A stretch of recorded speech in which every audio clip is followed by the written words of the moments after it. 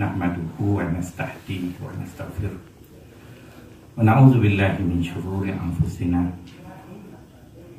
wa min sayyiati a'malina man yahdihillahu fala mudilla lahu wa man yudlil fala hadiya lahu asyhadu an la ilaha illallah wa asyhadu anna muhammadan abduhu wa rasuluh wa ba'd.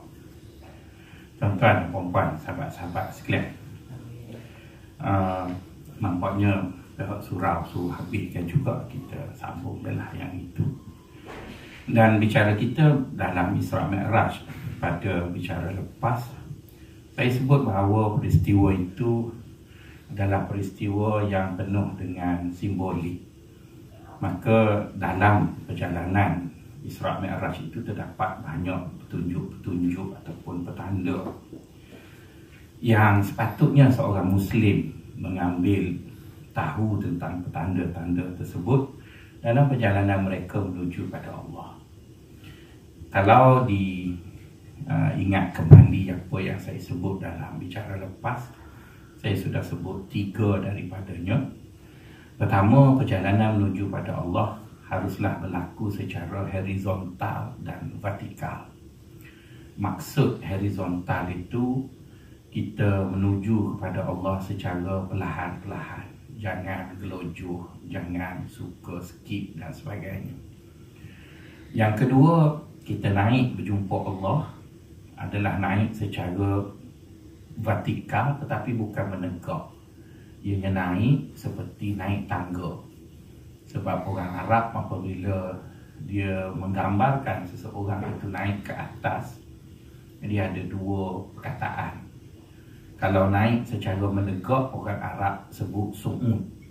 Kalau naik secara mendatar macam tangga tu, dia sebut Mi'raj. Jadi malam tu namanya Isra' wal Mi'raj. Maksudnya naik kepada Allah, pergi kepada Allah secara berperingkat-peringkat. Itu yang pertama. Yang kedua, pentingnya pada orang yang menuju pada Allah, dia mengambil berat tentang apa yang disebut malam. Pentingnya malam bagi seorang yang beriman. Maka sebab itulah Allah jadikan malam sebagai tempat ataupun masa untuk seorang manusia berada bersama Allah, berada bersama keluarga, rehat dan sebagainya. Manakala petanda yang ketiga yang ada pada malam tu, iaitu baginda tidur di rumah Ummu Hani. Kemudian Jibril datang kejutkan baginda. Maka kata orang Sufi, menuju pada Allah mestilah dalam keadaan sedar. Sedar tu orang putih sebut aware. Orang Kelantan panggil aware ya? Aware. Jadi kita sedar, kita buat sesuatu benda yang betul. Okey, pada tengah hari ini kita sambung lagi mengikut kesempatan masa yang ada. Perkara yang keempat ataupun sign yang keempat daripada peristiwa Isra' Mi'raj itu, baginda SAW pada malam itu dibelah dada. Jadi tuan-tuan, sebahagian ulama yang mengulas tentang Isra' Mi'raj mengatakan belah dada itu adalah simbolik kepada taubat. Dan kalau kita tengok ya, sebelum daripada baginda SAW pergi jumpa Allah, sudah ada dah Nabi lahir pergi jumpa Allah, iaitu Nabi Musa alaihissalam. 2 kali lagi Nabi Musa pergi jumpa Allah. Pertama, masa dia balik dari Madian nak ke Mesir tu, dia dah jumpa Allah di sana. Itu kali pertama. Kali kedua, Musa jumpa Allah di Sinai. Masa tu dia bawa orang Yahudi nak pergi ke Palestin. Orang Yahudi sesat di Sinai dan dia naik jumpa Allah sekali lagi. Agak lama ya Musa jumpa Allah, lebih lama daripada baginda SAW bertemu dengan Allah. Jadi pada pertemuan pertama, kita dapati ada satu peristiwa yang semacam memperlihatkan satu sign yang sama dengan apa yang berlaku pada baginda SAW. Iaitu bila Musa sampai ke tempat pertemuan dia dengan Allah, Allah suruh Musa pecah kasut. Dan bila sampai je di Wadi Tua tu, Allah kata pada Musa, ikhlaq na'laik innaka bil wadil muqaddasi tuwa. Jadi kita pun kalau dilihat secara fizikalnya agak pelik kan. Musa pakai kasut berjalan di padang pasir. Padang pasir tu apa yang kotornya? Padang pasir macam laut lah, apa yang kotornya di laut. Tapi bila sesampai dia dekat nak berjumpa dengan Allah, Allah suruh Musa pecah kasut.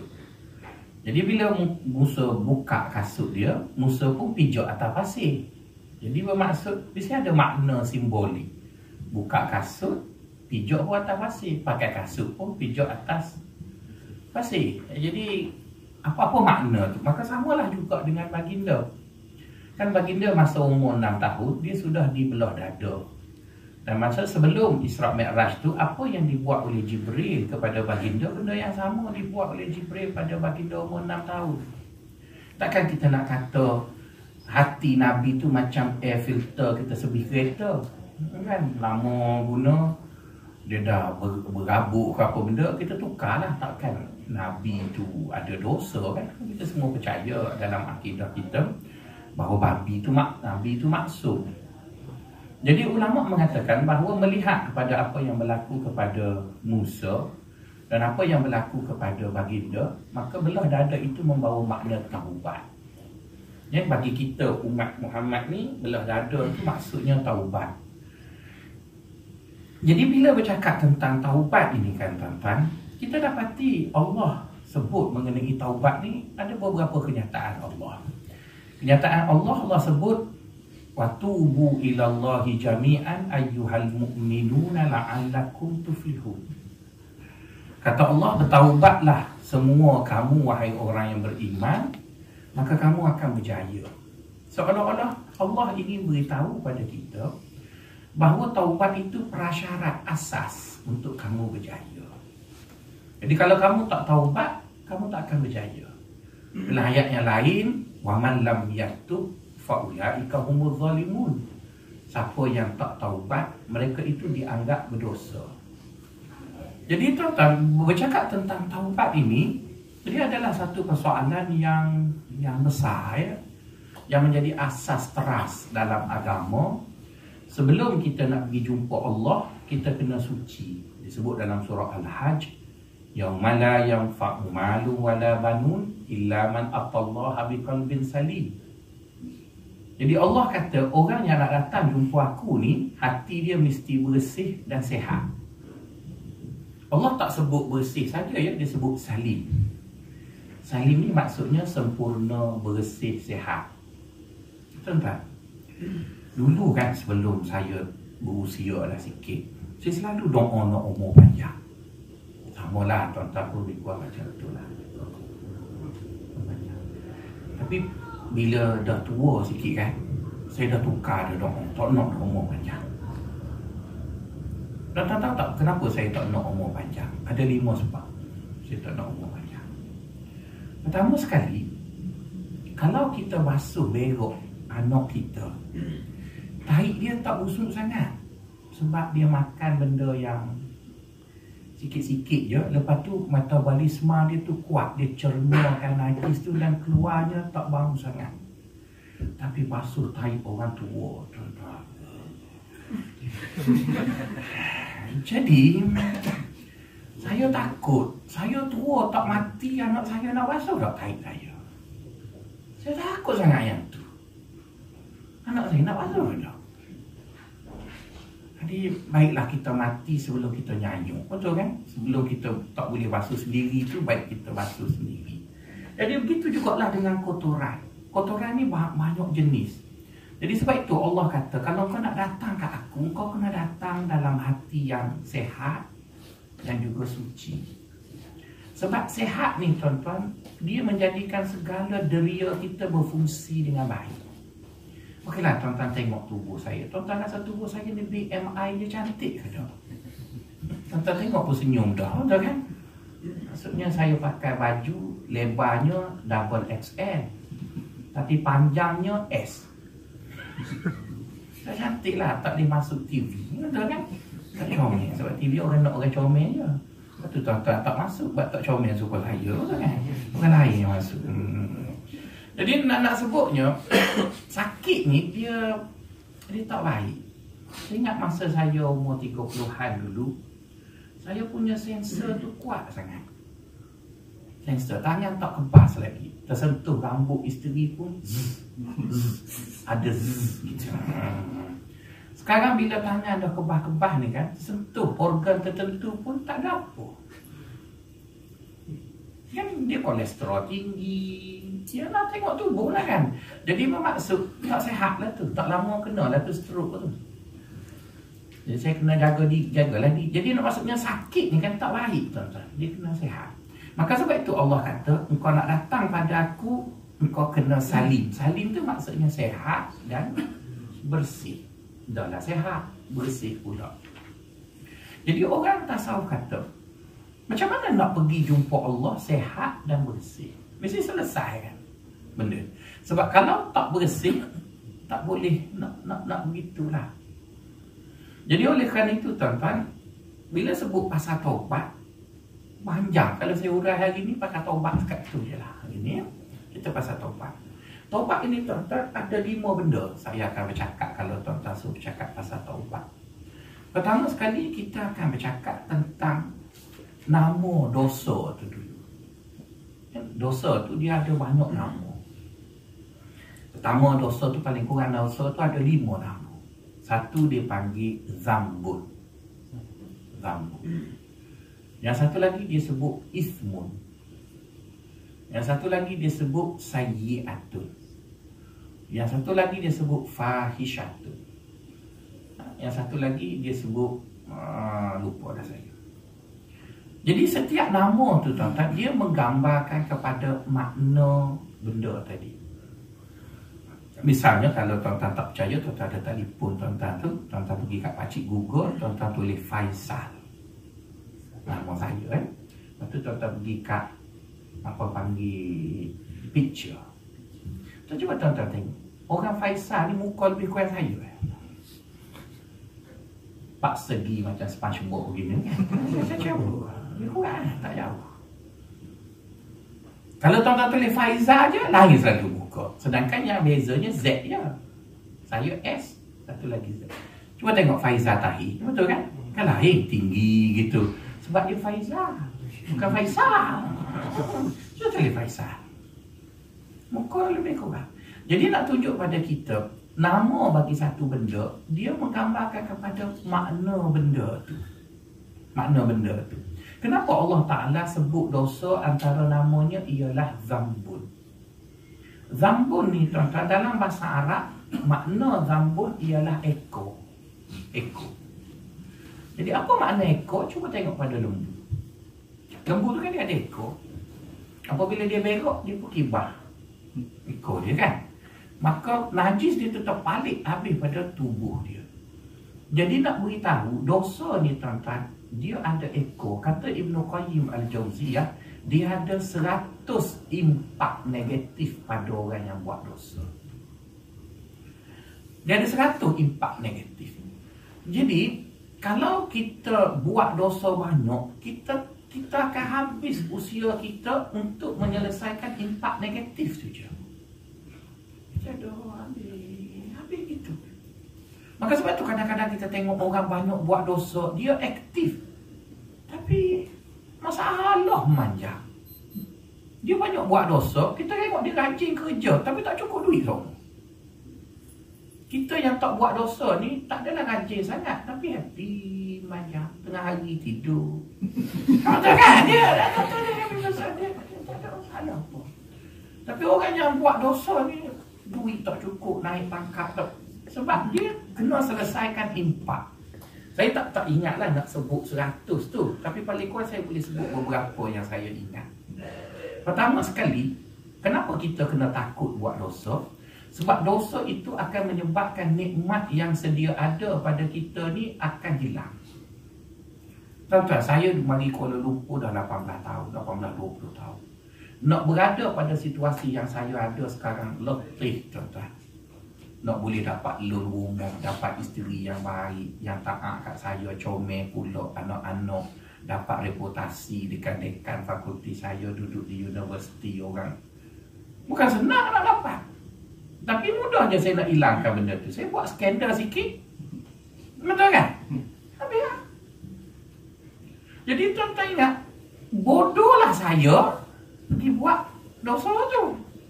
Sedangkan kalau saya buat skandal, mungkin dapat, mungkin tak dapat. Kalau dapat pun setengah jam, itu pun kita kerana sini, betul kan? Tak adalah puas sangat. Tapi hilang 20 tahun punya kerja. Itu kan bodoh. Allah Ta'ala sebut, Inna Allah la yughayyiru ma biqaumin hatta yughayyiru ma bi anfusihim. Allah tidak sesekali mengambil balik apa nikmat yang telah dia beri pada seseorang itu sehingga orang itu merosakkan nikmat itu dulu. Jadi saya dah ada reputasi, saya dah ada nama, saya dah ada keluarga, saya ada rumah, saya dah apa. Bodohlah saya untuk buat benda tak baik. Sedangkan saya tak perlu pun buat benda tu. Saya tak perlu pun tipu klaim. Sebab saya tak tipu pun bersalah. Kenapa harus saya tipu klaim? Kenapa saya harus salah guna kuasa? Jadi oleh kerana itulah tuan-tuan, bila kita ingat kepada dosa tadi, bahawa kita tak akan buat sebab dosa itu ada ekor. Boleh? Okey. Perkara yang kedua, apabila kita tengok kepada dosa tadi, dia sebut sayyi'atun. Sayyi'at tu maksudnya benda yang keji. Di mana kalau orang tahu kita buat, kita akan rasa malu sangat. Kita akan rasa malu dengan benda tu. Jadi oleh kerana itu kita tengok biasanya orang nak buat dosa, dia akan pastikan tak ada orang dulu. Jadi kalau tuan-tuan nak buat benda, tuan-tuan hitam orang dulu tu, walaupun tu dosa adalah tu. Antaranya langgar lampu merah. Betul kan? Nak langgar lampu merah, tengok ada kamera. Ada, kita pun pergi. Maka itu berdosa lah tu. Sebab dosa itu sifatnya sayyi'ah, iaitu benda yang memalukan, benda yang keji, yang jelek. Jadi bila dia keji dan jelek, kita buat juga, maka kita akan mengundang malu. Jadi oleh kerana itu tuan-tuan, lihat kepada nama-nama dosa itu sudah menggambarkan kepada apa benda dosa yang itu yang pertama. Yang kedua pula tuan-tuan, mari kita tengok soal ampun dosa. Kadang-kadang tuan-tuan, kita terkeliru dengan istilah Arab. Istilah Arab ni tuan-tuan, banyaklah kalau saya nak ceramah tuan-tuan mengenai salah faham kita terhadap istilah Arab, khususnya agama, maka kita akan dapati lebih daripada 50 benda dalam istilah agama silap. Saya tak pandai sangat bahasa Inggeris, tapi terpaksa belajarlah, dah jadi pensyarah. Jadi di antara sepanjang saya belajar bahasa Inggeris tu, ada satu hari seorang datuk ni, dia duduk dalam grup WhatsApp masjid lah, datuk. Dan datuk ni selalu cakap Inggeris dengan saya. Okeylah, saya jawab kod Melayu. Dia faham dia orang Melayu, cuma mungkin dia belajar di Inggeris kat rumah makan cheese ke apa benda, saya tak tahulah. Jadi dia cakap Inggeris ke. Satu hari dia left group. Daripada grup masjid tu, dia orang baik. Saya tanya kenapa datuk left group. Dia kata, that's group not my cup of tea.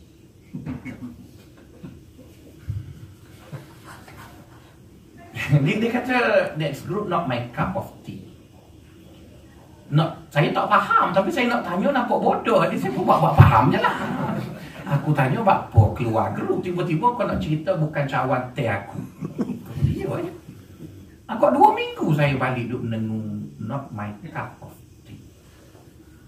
Tak tahu. Tengoklah satu cerita Mak Saleh, baru faham. Oh, grup itu tak sesuai dengan saya. Dia nak sebut tak sesuai je, tapi dia pergi not my cup of tea tu. Kenapa aku situ? Tuan-tuan gelak kat saya macam bodoh je saya kan? Nanti saya gelak kat tuan-tuan. Janganlah gelak kat saya je. Saya tak faham yang tu, tak masuk neraka lagi. Tuan-tuan tak faham agama lagi tu. Jadi nak sebutnya tuan-tuan, dalam agama kita ni, istilah agama dipakai bahasa Arab. Yang kita pula orang Melayu. Jadi banyak salah istilah tadi. Banyak salah istilah. Dan kesilapan itu diteruskan oleh sebahagian ustaz-ustaz. Betul juga. Jadi kita pun kata, apa dia teruskan? Banyaklah nak disebut. Cuma ceramah hari ni tak ceramah pasal tu lah. Tapi nak sebutnya istilah tu ketara sangat salah. Jadi bila salah makna, menjadikan tuan-tuan keliru. Dan bila keliru, Dia jadi makin lama makin menyimpang. Misalnya kita bercakap tentang dosa tadi, berbalik pada persoalan dosa. Kita ada istighfar, betul kan? Kita ada taubat, kita ada ampun. Itu semua istilah agama yang setiap satu membawa makna tersendiri. Tapi kalau tanya tuan-tuan ada apa? Sama lah macam tak faham nak make cup of tea lah. Sedap suka kat aku tadi. Sekarang seluruh tak faham. Jadi maksud tuan-tuan, dia ada makna. Kenapa dia panggil istighfar? Kenapa dia panggil afun? Yang kita terjemah bahasa Melayunya ampun. Kenapa kita panggil taubat? Jadi sebab itu tuan-tuan, pemahaman setiap perkataan itu menjadikan kita faham dia punya jeluju agama tu dengan betul. Jadi kalau disebut perkataan istighfar, istighfar membawa maksud tutup. Ghafara maksudnya tutup. Jadi Allah SWT ada salah satu step ataupun langkah-langkah dia ampunkan kita, dia cover aib dulu.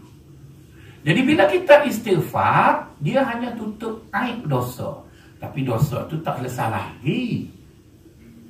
Tak selesai lagi. Ada orang dia kata, ambil istighfar dah, sudah lah. Nanti dulu. Tak selesai lagi. Cuma orang tak tahu ya. Macam kita pergi PTPTN tu lah. Betul kan? Kita buat surat penangguhan. Tangguh, kena bayar juga.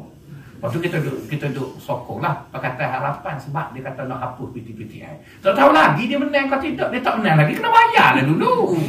Oh, tak payah dah sebab Pakatan Harapan. Nanti dulu. Dia menang dulu. Itu pun kalau dia menang, dia tak hapus lagi. Dia kata dia nak hapus, tak tahu lagi. Lagi tak sampai surat dihapuskan, bayar lah.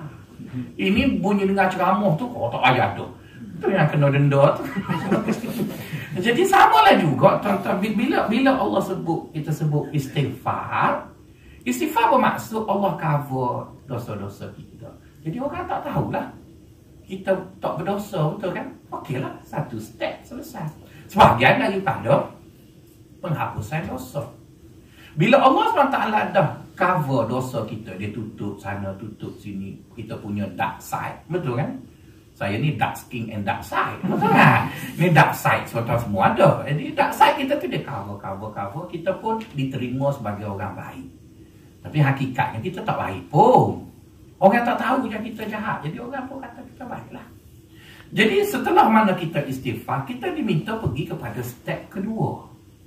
Iaitu minta Allah delete tulisan tu. Kan? Yang kita panggil taubat tu. Jadi kalau ada orang dia duk ingat bila dia istighfar maka catatan tu di-delete. Tak, catatan tu ditutup je dah. Jadi sebab itulah tuan-tuan dan puan-puan, bercakap tentang istighfar, bercakap tentang dosa, bercakap tentang taubat, kita faham dia punya falsafah benda tu dulu. Okey, selepas kita faham perkara yang kedua, kita pergi kepada perkara yang ketiga, iaitu apa ciri dosa.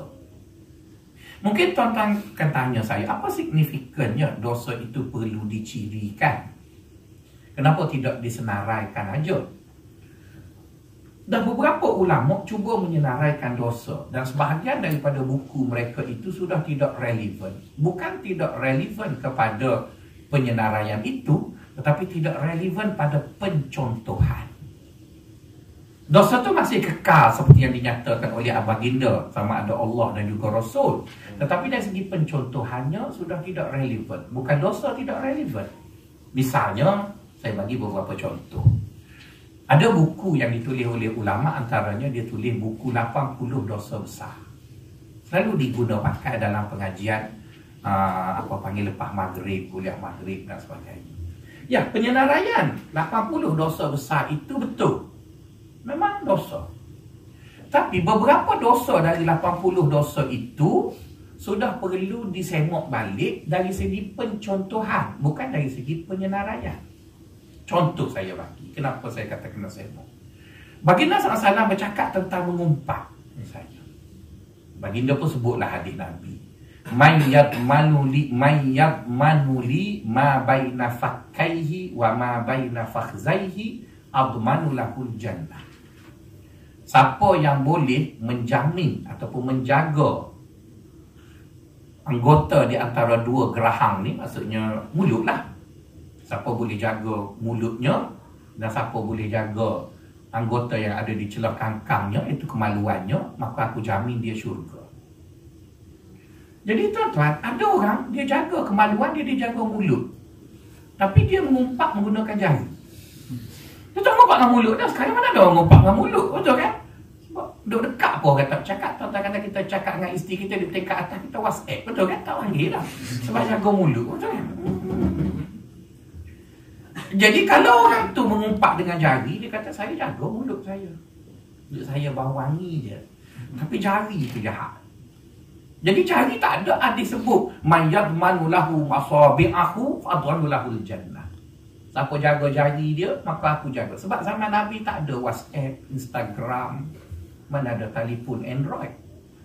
Jadi dia sebut biasanya mengumpat datang dengan mulut, dia tak lagi. Jadi sebab itu kita tak boleh tengok kepada fizikal dosa tu lagi. Kena tengok kepada ciri dosa. Jadi bila ciri-ciri dosa itu ada pada sesuatu perkara, maka kita kira dosa lah. Walaupun agama tak menyebutnya. Kerana agama yang disebut pada masa itu ialah di masa itu. Sekarang hidup sudah berevolusi, sudah berkembang, revolusi itu dan ini, maka orang sudah tidak begitu. Jadi sebab itu, supaya agama itu selari sepanjang zaman, maka pemahaman terhadap sesuatu harus dilihat secara pencirian, bukan lagi kepada pencontohan yang bersifat konvensional tadi. Misalnya orang kata saya tak ambil riba, cuma saya ambil faedah. Sedangkan faedah dengan riba tu sama, tapi sebut je lain. Saya tak makan rasuah, cuma kautim je. Anak kata gua, kan hadis Nabi sebut ar-rashi wal murtashi finnar. Dia tak sebut al-qautimu wal murkautimi finnar. Kautim. Jadi sebab itu pada saya, apa yang Nabi sebut tu betul sebagai terasnya. Tapi pemahamannya mesti berlaku secara penciriannya. Sebab bila ada ciri, walaupun rupa berbeza, tak apalah. Misalnya saya tanya tuan-tuan, satu contoh, saya ni orang apa panggil? Orang panggil apa? Orang tradisionalis. Orang yang agak konservatif. Saya tidak liberal. Saya konservatif. Adalah ciri-ciri konservatif kat saya tu. Antaranya ialah bila saya buat satu benda, saya suka tanya, bagi justifikasi. Jadi bini saya kalau nak tukar kereta, saya kata beri 5 sebab awak perlu tukar kereta. Kata payah bini orang lelaki pencarok ni semua nak justifikasi. Sebab kita nak minta dengan bos kita, nak bagi justifikasi juga. Betul kan? Nak buat projek dokumentasi pun dia kata bagi 15 sebab. Termasuk laku jual filem ni. Itu letih ya. Jadi kita terbawa-bawa gitu dengan bini pun bagi 5 justifikasi. Dah tak boleh, fikirlah dulu sampai siap 5 baru tukar kereta. Jadi saya nak tanya tuan-tuan, salah tak sambut hari jadi? Tak salah kan, saya pun sambut hari jadi. Cuma yang saya heran, kenapa makan kek? Gelak lah. Kenapa makan kek? Saya tak kisah sambut hari jadi, kerana saya tak nampak itu satu benda yang salah. Tapi yang saya pelik, kenapa makan kek? Mak Saleh menasabah sebab dia makan roti kan gandum. Lepas tu bila gembira dia makan kek. Menasabah kita makan nasi lompat pergi kek. Kau kan makanlah pulut kuning seri muka ke. Tak ada masalah. Jadi kalau nak kata kek tu mahal, hari jadi kena ada seri muka kat mahal, bubuh di 24 musangking ke. Mahal juga kan, tak boleh apa. Jadi tapi nak sebutnya tuan-tuan tu buat suka copy paste. Orang sambut hari lepas tu kena pakai topi tajam. Tak ada kena topi tajam. Lepas tu tiup lepas tu bong lepas sapu. Lepas tu sapu pula.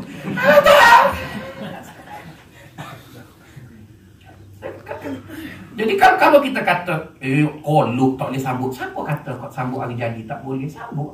Sambut tak ada masalah, saya tak kisah pun.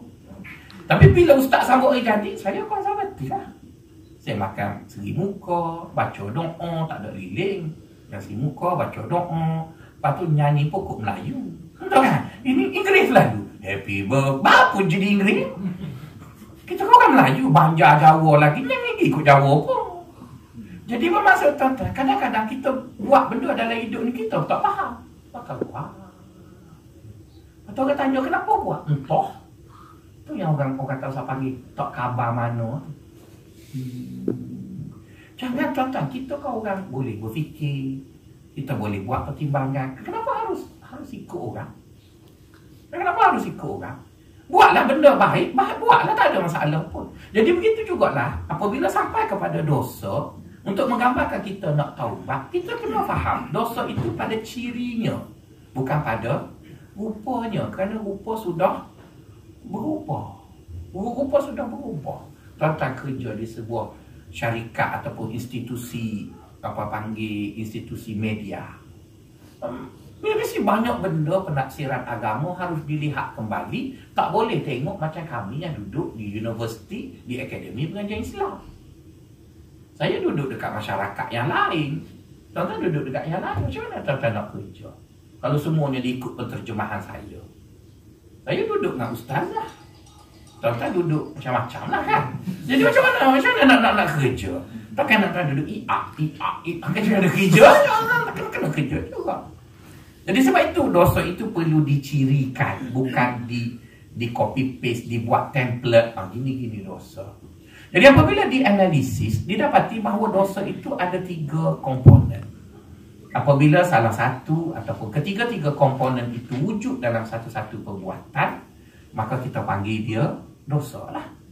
Walaupun kadang-kadang tidak dinaskan oleh nas, tetapi dia membawa spirit nas tadi, maksud daripada nas tadi. Apa 3 komponen yang membentuk dosa? Pertama sekali ialah malu jika orang tahu.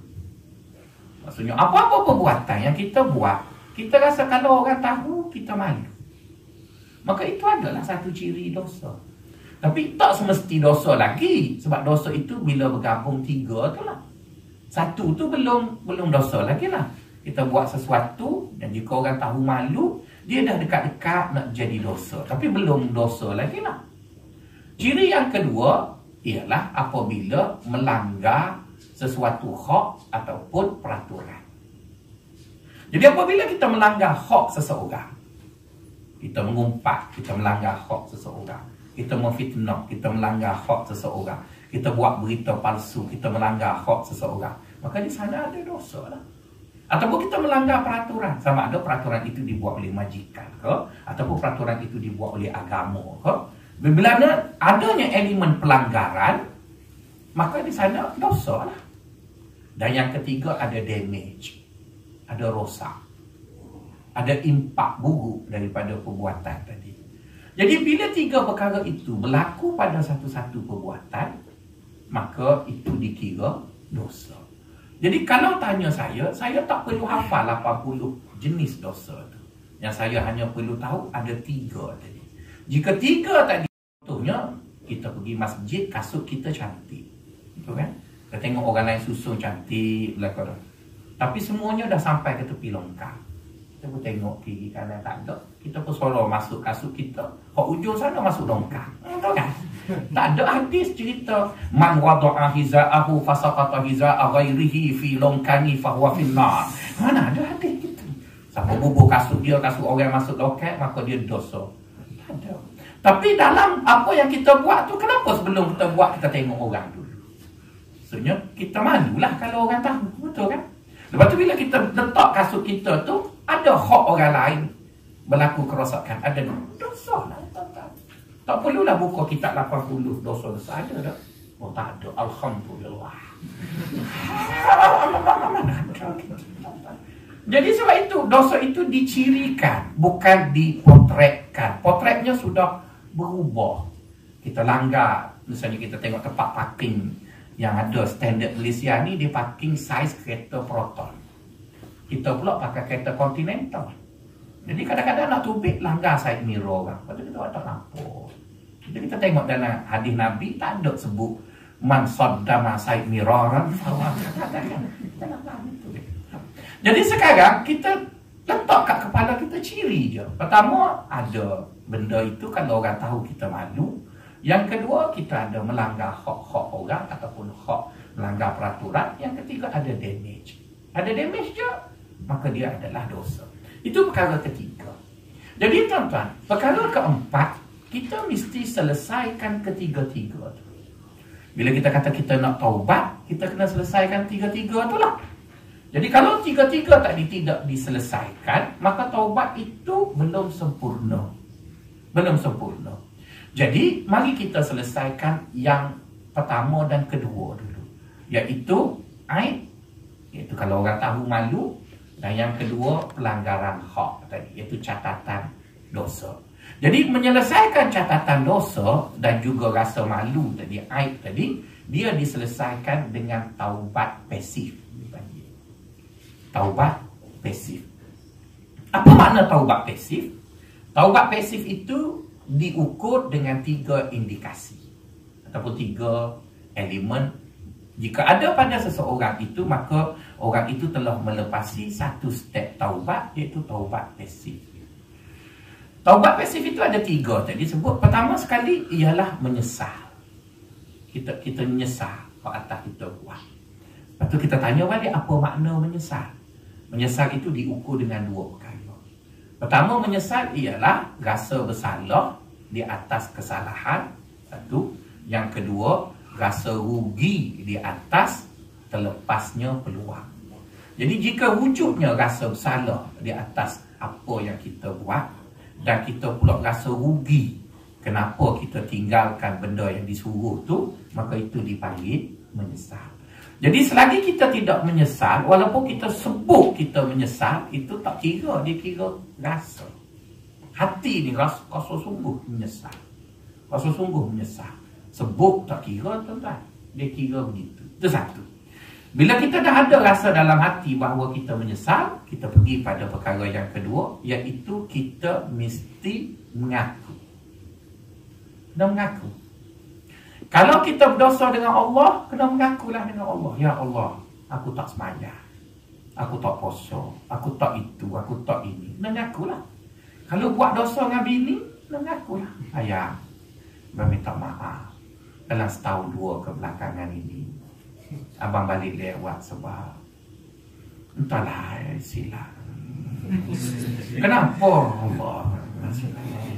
Nantilah abang beritahu. Tak boleh lagi kan? Lepas tu terus lagi balik lewat, teruskan chatting yang baru jumpa dekat WeChat tu. Lepas tu balik, silap. Apa benda silap? Nantilah. Lepas tu tak tobat lagi tu. Dia duk menyesal saja. Menyesal lepas tu buat lagi. Menyesal tu buat lagi. Dia tak selesai tobat lagi. Saya jumpa ex-girlfriend yang form 4 dulu. Allah. Dulu dia gemuk yang sekarang kalau ayah punya cutting. Jadi cinta lama berputih kembali. I dah pergi dating, dia langkawi. Sambil-sambil ada syuting kat sana, itu melencong sekejap. Itulah. Kena ngaku lah. Kau kata tak pernah buat. Abang teka je. Yang kat TV3 kan banyak cerita macam tu. Jadi saya gunalah sikit dia punya jalan cerita tu.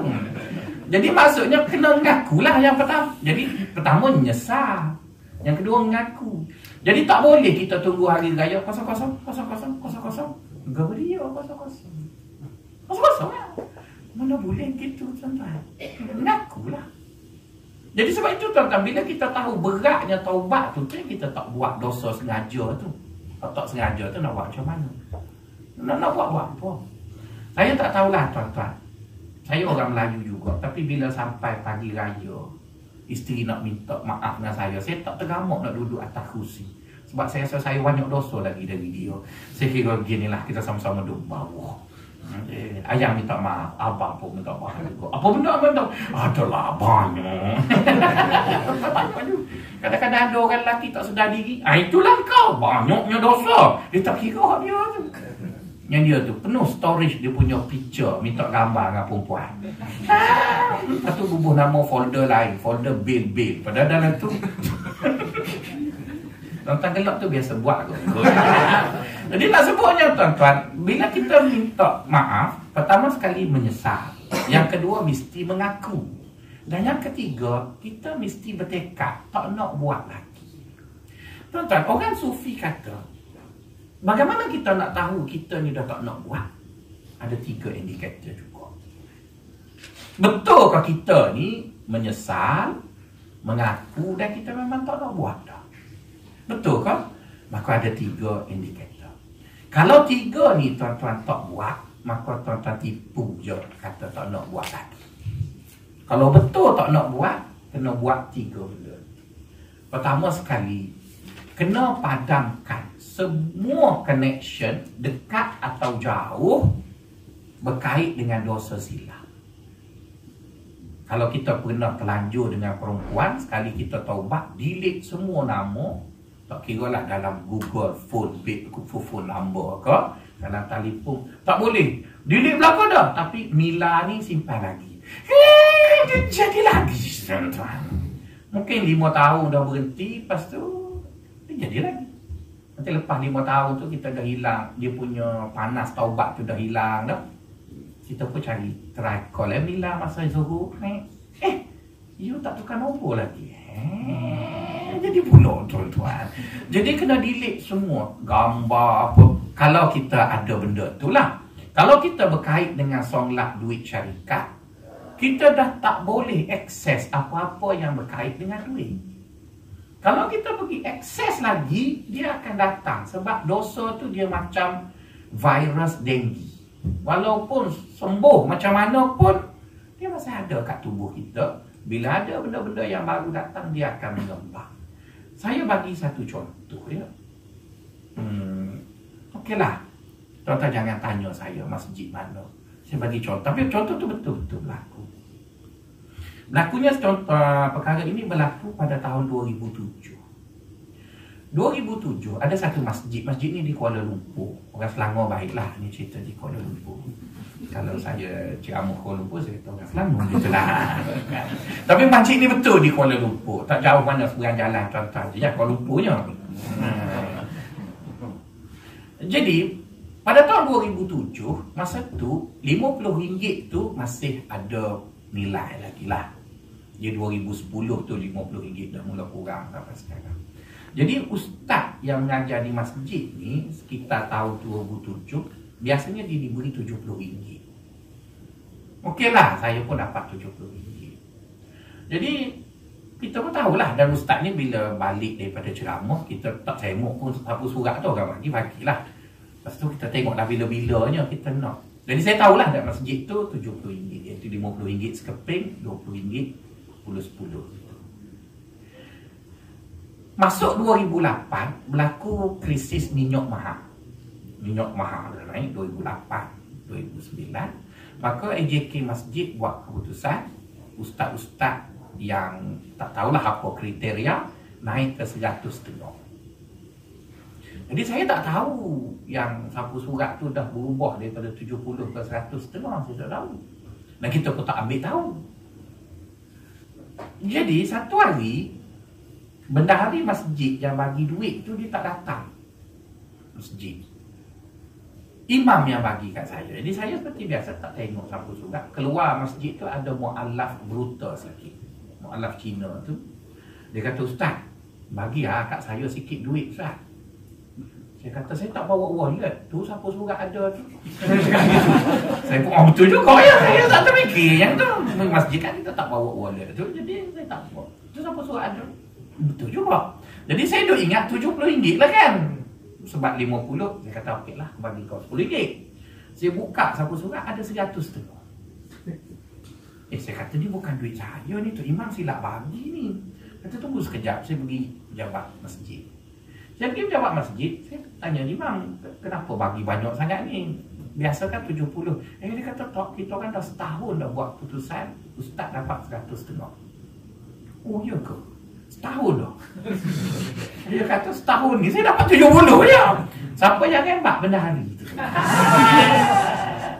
Patutlah dia kadang-kadang beli pisang kat saya je. Sebab dia ambil dia 70. Dia beli pisang RM10, saya dapat 70. Jadi saya pun, dia kata kenapa ustaz tak menunggu je? Betul ke setahun dah? Iya betul. Mari ustaz tengok buku catatan. Tengoknya ustaz. Saya tak kata kat tuan-tuan ya. Jangan lepas pada ni kata, bukan ni cerita tobat tadi. Kalau saya cerita yang orang zaman dulu, tuan-tuan kata tu cerita klasik. Ni baru berlaku. Tapi berlaku di Kuala Lumpur lah gitu. Jadi bila saya kata gitu, jadi Tuan Imam pun suruh buat surat report lah, surat dakwa lah yang berdahari kita, nanti kita siasat lah. Jadi saya kata tak apalah, tak payah buat lah, halal je lah. Itu untungnya tipu orang masjid ni. Tipu orang masjid ni ada dua untung, tuan-tuan. Jadi kalau tuan-tuan nak buat jahat untuk orang masjid je lah. Pertama, orang masjid ni, orang mari masjid ni, kalau tuan-tuan tipu dia, dia lambat baru perasan. Setahun lebih baru perasan. Orang tipu lama dah. Yang kedua, apabila dia dah perasan, dia maafkan. Betul kan? Macam saya lah. Okeylah, bukan rezeki saya. Jadi, bila imam tadi buat kertas siasatan, kan dia jatuh kuasa buat siasatan, tuan-tuan tahu tak, bukan saya seorang. Semua ustaz yang mengajar masjid tu, cuba bayangkan, setiap malam mengajar dia dapat 70. Boleh beli Honda Accord, tuan-tuan. Moral of story-nya yang saya nak sebutnya, siapa bendahari itu? Bendahari itu ialah seorang kerani Bumi Putra Bank, yang mana masa dia kerja dulu, dia selalu curi duit akaun pasif. Kan? Duit akaun pasif kau mokcik-mokcik yang tak buka, yang tak aktifkan akaun tu, dia tak curi semua, dia curi ekor-ekor tu. Kalau RM279.50 dia ambil lah 50 sen. Orang jangan tengok 50 sen, 20 sen tu. Orang tengok yang depan tu. Jadi dia curi lah duit-duit tu, dia main forex. Dalam forex ni kan lama dah dia main forex apa semua. Last sekali dia dapatlah untuk, kerana last sekali dia kena tangkap ke pegawai bank. Jadi bermaksud dosa dia ialah dia tak boleh tengok duit. Dia berantem. Dia lah, tapi bukan semua orang. Tuan-tuan mungkin okey je. Dia cerita dia. Jadi silap dia, bila dia dah kena tangkap, majikan minta dia buat surat letak jawatan supaya tak hilang dia punya tu. Jadi dia taubat lah. Okey lah dia taubat tu. Tapi masalahnya, setelah dia taubat, dia masih akses kepada duit lagi. Jadi tu yang jadi dia ulang balik cerita tu. Jadi apa yang nak disebut oleh orang tasawuf? Kalau kita buat dosa-dosa tertentu dan kita dah taubat, kita jangan duduk lagi di tempat-tempat yang memungkinkan kita akses benda tu. Duduk jauh-jauh. Macam kita bertaubat dari isap rokok. Tapi kita berkawan orang isap ceru, isap pahit. Kadang-kadang ada sekali kita isap ton ram tu. Jadi jangan tinggal dengan kawan. Kawan orang tak isap apa-apa. Kawan baru kita boleh kekal. Tapi kalau kita taubat, tapi duduk situ, dia akan jadi biskut Oreo. Sekejap tak sekejap. Jadi sebab itu, syarat yang pertama, kalau betul kita tak nak lagi buat dosa, selepas taubat, segala akses yang membawa kita kepada dosa lama, harus kita tutup, jangan ada lagi. Itu perkara yang pertama. Perkara yang kedua, kita mesti membantu pemain ataupun junior dosa lama kita tadi untuk keluar. Maksudnya macam ni, kalau kita ni pegawai kerajaan yang pernah ditangkap ambil rasuah, setelah kita mengambil rasuah bertahun, akhirnya kita kena tangkap, kita tahu. Ataupun kita tak sempat kena tangkap, kita dah taubat awal. Maka kita akan tahu siapakah orang yang baru berlatih nak ambil rasuah. Kita akan tahu. Sebab setiap dosa tu kan ada simptom. Jadi bagi kita, bagi orang yang tak pernah buat dosa tu, dia tak nampak simptom tu. Tapi bagi orang yang buat dosa tu, dia tahu. Macam orang isap rokok lah. Dia lalu dekat orang tu, isap rokok dia. Kadang-kadang kita tak tahu kan sebab kita tak isap rokok. Tapi kalau kita isap rokok, kita tahu. Ada lighter tak? Dia kata minta dengan dia. Kita tanya dia, macam mana awak tahu dia ada? Isap rokok tu. Jadi kita tahu macam mana awak tahu? Hidung aku ni tahu dia isap rokok. Tapi bagi orang yang tak isap rokok, dia tak tahu. Begitu juga bagi orang yang ambil rasuah, dia tahu siapa yang ambil rasuah dia, sebab dia ada simptom. Saya pernah 2 kali dijemput untuk bagi forum dengan penagih dadah. Jadi bila saya nak cakap apa? Dadah pun saya tak tahu. Ada murajunan, ada tu sebut. Jadi cakap wala tulku bi aidikum ila tahlukah. Habis. Nak cakap apa? Tapi cuba panggil pengerusi pengasih Malaysia, Datuk apa ya? Nama apa dah? Darul Mamang tu sikit. Oh, bagi dia ceramah untuk orang isap dadah, menangis sebab dia bekas isap dadah. Jadi sebab itu kalau forum untuk dada kena panggil Jamal Abdillah, kena panggil dia, betul kan? Baru dia boleh cakap. Saya nak cakap ke apa tu? Nak cakap apa? Memang saya ustaz tapi saya nak cakap apa? Saya tak tahu. Sebab tu tuan-tuan tak pernah langgar pelacur kan? Maka sebab tu tuan-tuan pergi pasar malam, tuan-tuan tak tahu ada pelacur kat pasar malam. Kalau tuan-tuan tahu, mesti besok. Kalau kita tak tahu tu yang kita tengok. Kita tahu. Jadi sebab itu, kata orang Sufi, bila kamu sudah taubat, dan kamu jumpalah orang-orang yang baru nak buat dosa lama kamu kena pergi dekat dia dan nasihat dia. Sebab kamu sudah melalui periknya buat dosa tu. Jadi jangan tunggu ustaz yang nasihat, sebab ustaz tak tahu. Ada seorang dekat Masjid Taqwa berjalan tuan-tuan, zaman tu. Dia selalu sindir saya. Dia kata, ustaz seronok cakap dengan orang baik dah. Cuba ustaz pergi cakap dengan orang jahat. Saya kata, Tuan Haji, saya nak pergi cakap dengan orang jahat, saya tak tahu jahat mana. Dia kata, banyak orang jahat kat sini. Yalah, kat mana? Saya hanya tahu masjid dengan pejabat je. Oh, dia kata, itulah masalah ustaz tahu orang baik je. Cuba tahu, tak Haji beritahu lah orang jahat kat mana. Dia kata orang jahat kat Kelak Dandut. Mana? Saya tak tahu Kelak Dandut. Ikut saya. Oh, dah Haji besok. Haji lah ceramahnya. Saya tak tahu. Dia dah suruh kita. Betul lah saya lalu kot, tapi saya tak tahu tuan-tuan. Mana saya tahu. Betul marah kat saya. Oh, ceramah orang baik dah. Dia ceramah kat orang jahat. Masalahnya saya tak tahu jahat tu duduk mana. Tahu.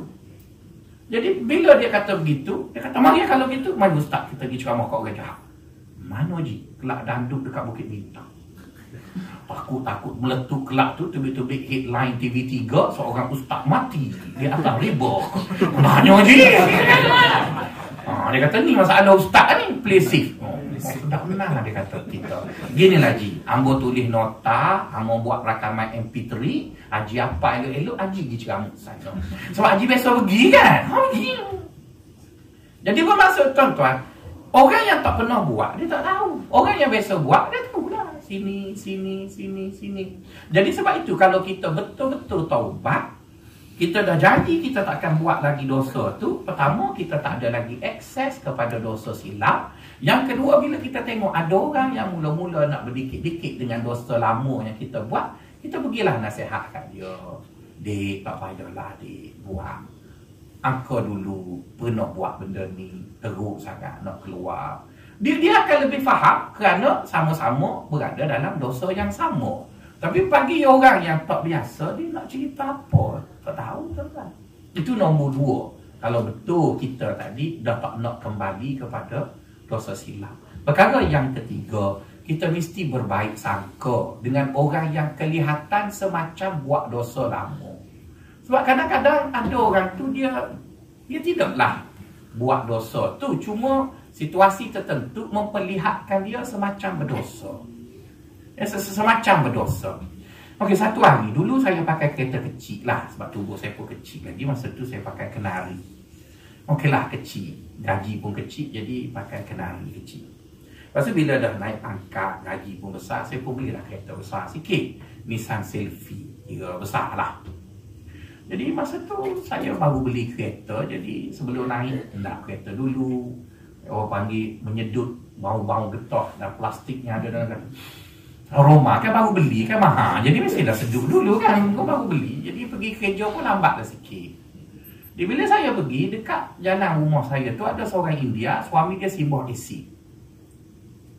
Dia bila suami dia simbah asid, dia duduk sakit dekat bus stop. Dan saya tahu bus akan datang situ setiap 2 jam. Jadi kebetulan kereta kita pun dah besar. Saya rasa okey lah kalau tumpang kan. Saya tak niat jahat pun, dia sakit. Cuma silap saya letak dia kat depan. Silap je bila dah terdesak tu, kadang kita tak terfikir. Sepatutnya perempuan duduk belakang lah. Saya kata masuk puan, nanti saya pergi hantar ke hospital Sungai Buloh. Masa dia masuk tu, kawan isteri saya lalu kat situ. Dia tak nampak perempuan tu sakit, dia nampak perempuan je. Jadi saya pun tak perasan kawan si saya balik. Saya pun pergilah sampai hospital Sungai Buloh. Lantar dia kat hospital Sungai Buloh. Maka nurse tu kata, "Encik tunggu dulu isi borang isteri encik ni." Dia kata, "Tengok orang lah. Betul lah gelap. Tapi bukan bini aku tu." Bahaya orang gelap ni. Bukan bini saya tolong bawa je. Oh, kalau macam tu, okey. Saya pun pergilah. Saya balik rumah, isteri saya tak pernah tunggu saya di pintu pagar. Biasa dia suruh kat pintu. Kata sudah dah lah. Apa pula ni nak bergaduh ni apa? Dia kata saya tahulah abang ada kereta baru. Kursi depan tu kalau perempuan naik, mak abang dengan saya je tau. Saya tak ada hubung siapa. Jangan tipu bang.